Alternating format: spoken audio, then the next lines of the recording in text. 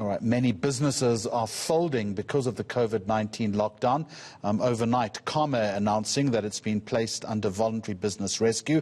The trade union Numsa reacting overnight with shock and wants to meet with the airline's management. Comair, meanwhile, says the move is to protect its interests and those of its stakeholders.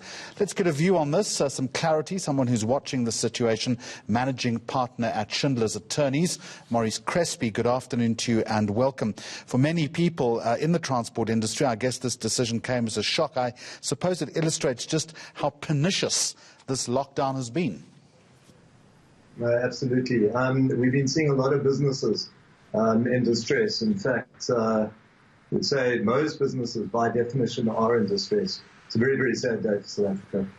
So my understanding of the situation, and you can fill us in on how it works, is that there will now be experts brought in to oversee the restructuring of the company to work out, one, whether it can survive or whether its assets should be auctioned off to pay creditors. So this airline is far from being out of the woods.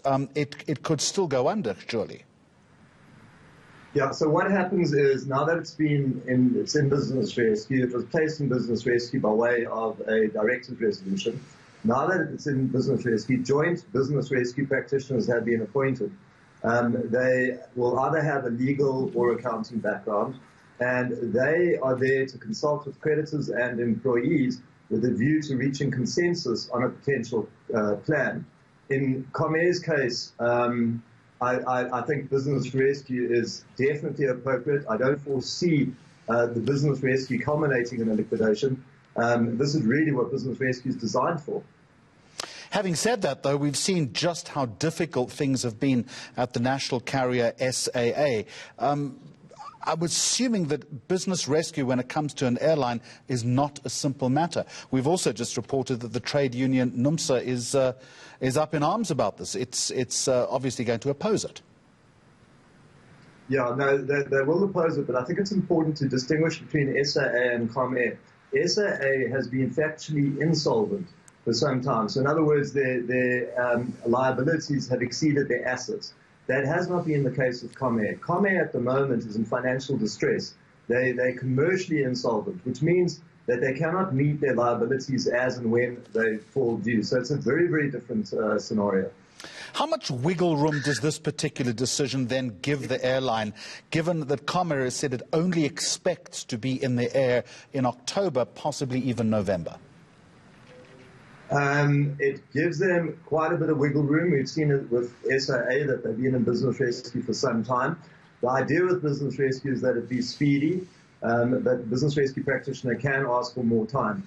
It's up to the creditors to allow for the extension of time. The business rescue practitioner will engage with the creditors and the unions to try and get consensus on the timing. So at the get-go then, where would the business practitioners need to start their focus?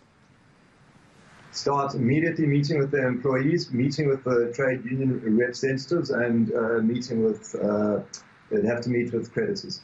I'm assuming, though, that the creditors themselves are not going to be happy. They would certainly be putting a lot of pressure on the business rescue practitioners, or would they be in a position to perhaps also hold back a little bit in the expectation that things will resume back to normal in, as I say, October or November? Well, I think creditors should actually wait. We formed Cobra, which is a pro bono business assistance. In fact, you can go to www.cobra.org.za. And it sets out basically the procedures and the practices on business rescue. But yeah, no, the idea is for the business rescue practitioner to engage with the employees, to engage with the staff, to reach consensus on the plan. If the plan is rejected by the creditors, they can then apply for a liquidation. So the pressure would come from the creditors in applying to convert the business rescue into a liquidation. I don't see that happening. Financial distress, most companies are in financial distress at the moment.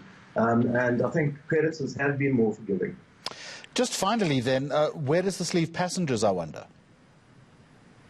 Passengers are pretty much stuck. As you're aware, the tickets have been suspended.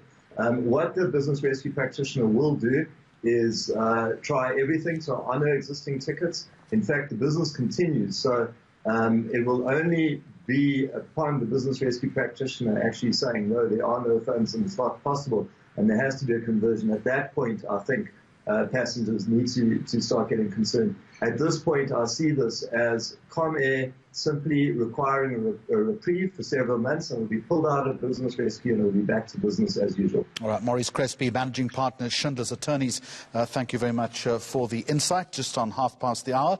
Let's update the headlines.